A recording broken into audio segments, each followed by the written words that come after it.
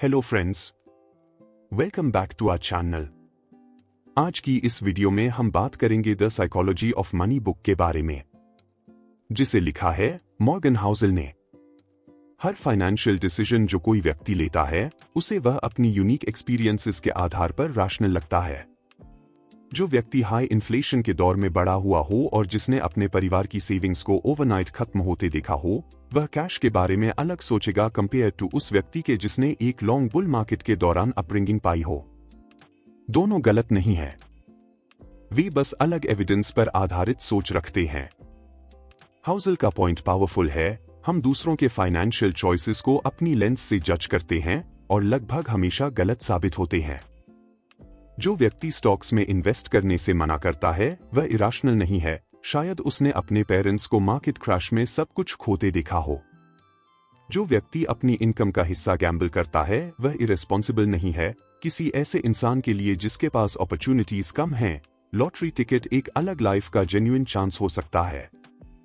Bill Gates ने Seattle के Lakeside school में पढ़ाई की, जो 1968 में दुनिया के कुछ हाई स्कूल्स में से एक था जहां कंप्यूटर टर्मिनल मौजूद था।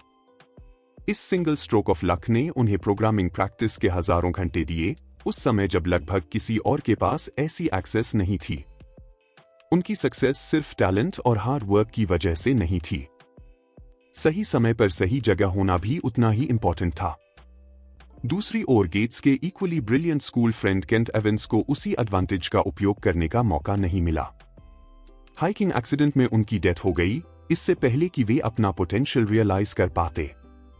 रिस्क लक के कॉइन का दूसरा साइड है और दोनों स्किल या इंटेंशन से इंडिपेंडेंट ऑपरेट करते हैं।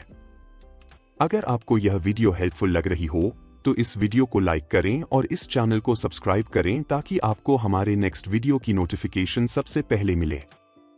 हम इस चैनल पर बुक समरीज और ऑडियो बुक वीडियोज अपलोड करते हैं। आप अपने सजेशंस और फीडबैक कमेंट बॉक्स में हमारे साथ शेयर कर सकते हैं।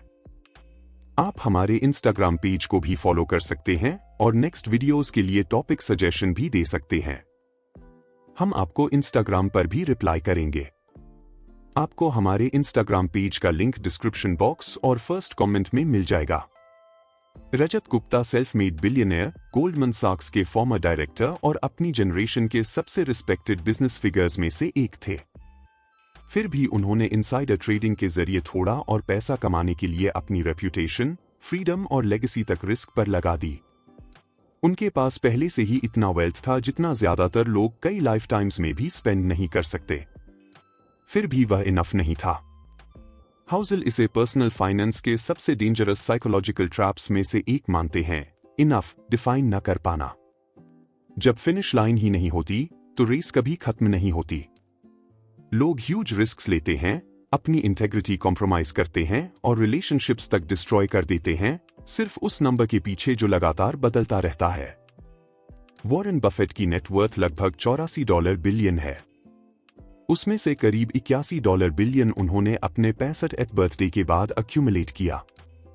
उन्होंने एज 11 में इन्वेस्टिंग शुरू की और कभी नहीं रुके। उनका जीनियस सिर्फ ग्रेट स्टॉक्स पिक करने में नहीं है, बल्कि उस एक्स्ट्राऑर्डिनरी समय में है जो उन्होंने कंपाउंडिंग को काम करने के लिए दिया। हाउसल बताते हैं कि अगर बफेट ने एज 30 में इन्वेस्टिंग शुरू की होती और 60 पर रिटायर हो गए होते, जैसा ज्यादातर लोग करते हैं, तो उनकी नेटवर्थ आज लगभग 11.9 मिलियन होती। फिर भी इंप्रेसिव, लेकिन एक्चुअल रिजल्ट का छोटा हिस्सा। एक्स्ट्रा डेकेड्स ऑफ कंपाउंडिंग ने लगभग पूरा डिफरेंस बनाया। मनी बनाना और मनी को बनाए रखना दो अलग स्किल्स हैं जिनके लिए लगभग अपोजिट माइंडसेट्स चाहिए। रिच बनने के लिए ऑप्टिमिज्म, रिस्क टेकिंग और खुद को बाहर रखने की विलिंगनेस चाहिए। रिच बने रहने के लिए ह्यूमिलिटी, कॉशन और उस टेम्पटेशन को रेजिस्ट करने का डिसिप्लिन चाहिए जो तब आता है जब आपके पास प्रोटेक्ट करने लायक वेल्थ होती है।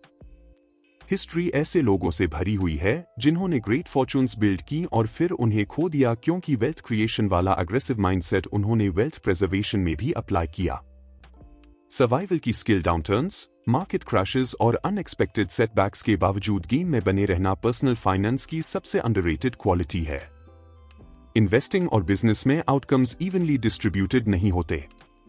कुछ rare events majority results drive करते हैं। Amazon की पूरी सक्सेस स्टोरी मूल रूप से दो बेट्स की कहानी है, Amazon वेब सर्विसेज और Amazon प्राइम। बाकी हंड्रेड्स एक्सपेरिमेंट्स और वेंचर्स ने मुश्किल से कोई बड़ा इंपैक्ट डाला। इसे टेल इवेंट कहा जाता है, डिस्ट्रीब्यूशन के एक्सट्रीम एंड पर मौजूद रहे आउटकम जिसका इंपैक्ट आउटसाइज्ड होता है। इन्वेस्टर्स के लिए इंप्लीकेशन क्लियर है, आपको हर समय सही होने की जरूरत नहीं। आप अपनी मेजॉरिटी बेट्स में गलत हो सकते हैं और फिर भी सिग्निफिकेंट वेल्थ बिल्ड कर सकते हैं यदि आपके विनर्स लॉसेस को कॉम्पेंसेट करने के लिए पर्याप्त बड़े हों। अगर आप लोगों से पूछें कि फाइनेंशियल सक्सेस से वे क्या चाहते हैं, तो जवाब होगा big house, nice car, luxury holidays और फाइन डाइनिंग। लेकिन हाउसल कहते हैं कि इन सभी डिजायर्स के पीछे एक डीपर चाहत होती है, टाइम पर कंट्रोल। सुबह उठकर खुद डिसाइड कर पाना कि अपना दिन कैसे स्पेंड करना है, यही वेल्थ का हाईएस्ट फॉर्म है जिसे मनी बाय कर सकता है। रिसर्च लगातार दिखाती है कि जिन लोगों के पास अपने समय पर ऑटोनॉमी होती है, वे उन लोगों से ज्यादा हैप्पी होते हैं जो ज्यादा अर्न करते हैं लेकिन फ्रीडम कम होती है। हाई सैलरी जो ब्रूटल कम्यूट, डिमांडिंग बॉस और नो पर्सनल टाइम के साथ आए, वह अक्सर हैप्पीनेस कम कर देती है। सेविंग्स, सिंपलर लिविंग और फ्लेक्सिबल वर्क के जरिए अपना टाइम वापस खरीदना मनी का बेहतरीन यूज है। जब आप किसी को एक्सपेंसिव लक्जरी कार चलाते दिखते हैं, तो वास्तव में आप क्या सोचते हैं? हाउसल कहते हैं कि ज्यादातर लोग ड्राइवर के बारे में नहीं सोचते, वे खुद को उस कार में इमेजिन करते हैं। हम अपनी डिजायर्स को उस व्हीकल और लाइफस्टाइल पर प्रोजेक्ट करते हैं। जिस एडमिरेशन की उम्मीद ड्राइवर करता है, वह शायद ही उसे मिलती है क्योंकि कोई वास्तव में उसे देख ही नहीं रहा। यही स्टेटस स्पेंडिंग का पैराडॉक्स है। हम एक्सपेंसिव चीजें खरीदते हैं ताकि सक्सेस सिग्नल कर सकें और दूसरों का रिस्पेक्ट पा सकें। लेकिन दूसरे लोग अपनी खुद की सक्सेस इमेजिन करने में इतने बिजी होते हैं कि हमारी तरफ ध्यान ही नहीं देते। मीनवाइल, हमने वह मनी स्पेंड कर दिया जो जेन्युइन फ्रीडम बिल्ड कर सकता था। हम वेल्थ को उन चीजों से जज करते हैं जो दिखाई देती हैं, हाउस, कार, क्लोथ्स और हॉलिडेज। लेकिन हाउसल कहते हैं कि ये विजिबल चीजें स्पेंडिंग का एविडेंस हैं, वेल्थ का नहीं।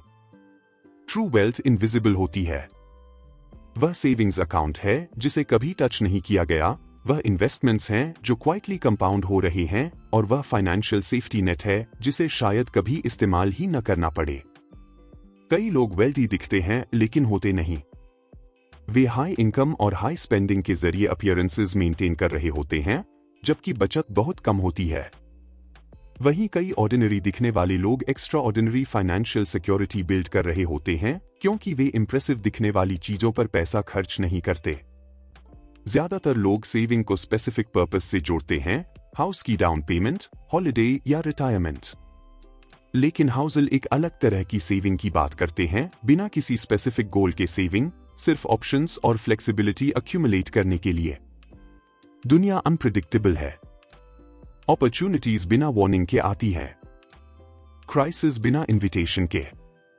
जिस व्यक्ति के पास सेविंग्स होती हैं, वह दोनों सिचुएशंस का सामना कर सकता है। वह ऐसा जॉब ऑफर एक्सेप्ट कर सकता है जो कम पे करे लेकिन ज्यादा मीनिंगफुल हो क्योंकि उसके पास फाइनेंशियल बफर है। वह हेल्थ इमरजेंसी, जॉब लॉस या इकोनॉमिक डाउनटर्न को डेस्परेट डिसीजंस लिए बिना हैंडल कर सकता है। एकेडमिक फाइनेंस मानती है कि लोग रैशनल एक्टर्स हैं जो ऑप्टिमल इंफॉर्मेशन के आधार पर मैक्सिमम रिटर्न्स चाहते हैं। रियलिटी में ऐसा कोई नहीं। और हाउसल कहते हैं कि यह जरूरी नहीं कि प्रॉब्लम हो। परफेक्टली रैशनल बनने से ज्यादा यूजफुल रीजनेबल होना है, क्योंकि रीजनेबल स्ट्रैटेजीज वही होती हैं जिन पर आप वास्तव में टिके रह सकते हैं। उदाहरण के लिए, इन्वेस्टमेंट्स का कुछ हिस्सा कैश में रखना एक्सपेक्टेड रिटर्न थोड़ा कम कर सकता है कंपेयर टू फुली इन्वेस्टेड रहने के। लेकिन यह मार्केट डाउनटर्न्स के दौरान एंजाइटी कम करता है, जिससे पैनिक सेलिंग की संभावना घटती है।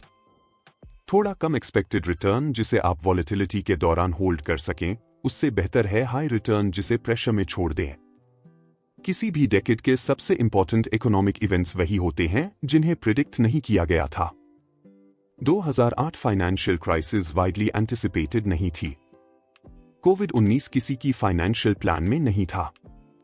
इंटरनेट, स्मार्टफोन्स और सोशल मीडिया के राइज ने इकोनॉमी को ऐसे बदल दिया जिसकी एक्यूरेट फोरकास्टिंग बहुत कम लोगों ने की थी। हाउसल का पॉइंट यह नहीं कि हमें फ्यूचर प्रिडिक्ट करने की और ज्यादा कोशिश करनी चाहिए। पॉइंट यह है कि हमें एक्सेप्ट करना चाहिए कि हम ऐसा नहीं कर सकते और उसी हिसाब से फाइनेंशियल लाइफ बिल्ड करनी चाहिए।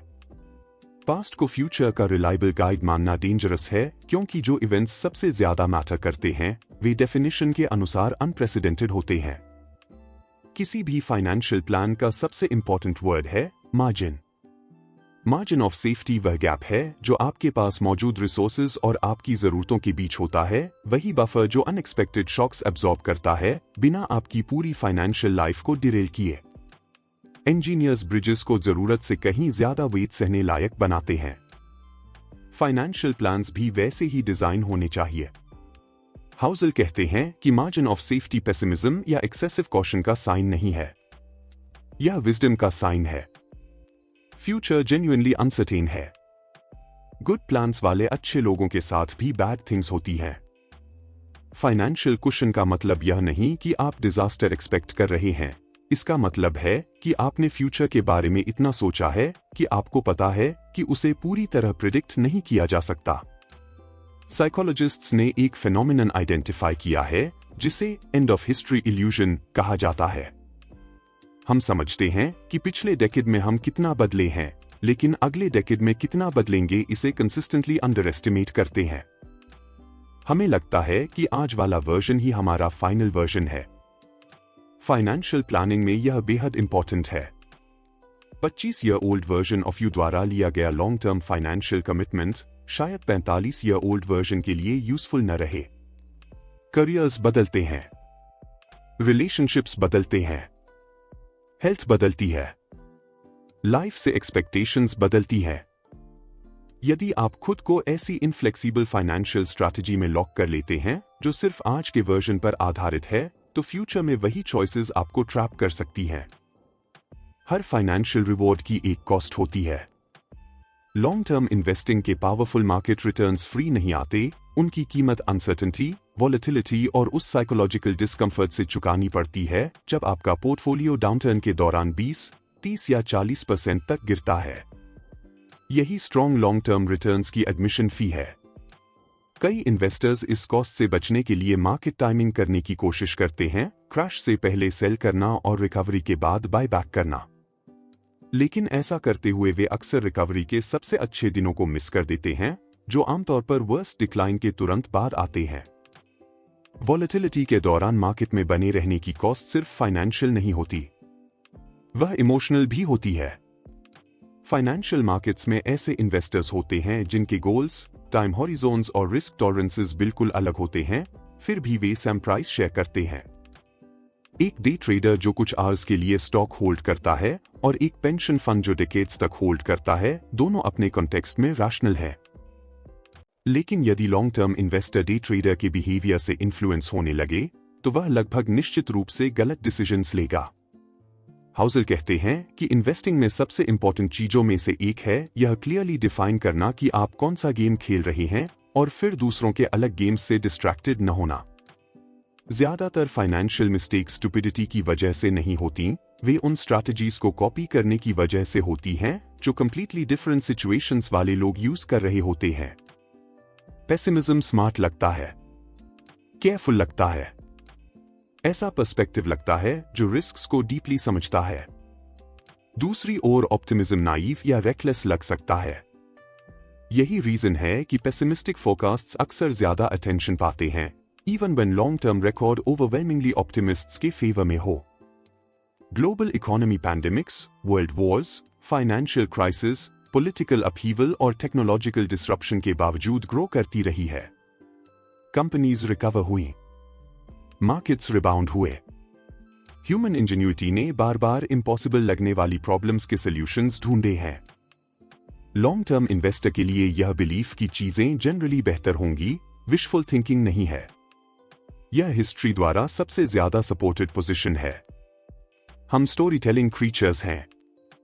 जब हमारे पास किसी सिचुएशन को पूरी तरह समझने के लिए पर्याप्त इंफॉर्मेशन नहीं होती, और फाइनेंस में ऐसा लगभग हमेशा होता है, तब हम गैप्स को नैरेटिव से भर देते हैं।